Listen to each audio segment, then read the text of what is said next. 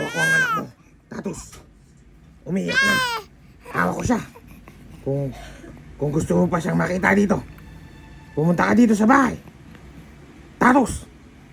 Hawak ko ang anak mo. Umiyak na. Iyak. Go.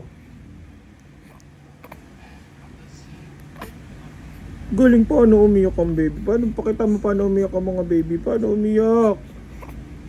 Paano umiyak ang baby? Paano umiyak ang baby? Ang gigigil ako. Paano umiyak ang baby? Paano umiyak? Ipakita mo kay Tita. Paano umiyak ang baby?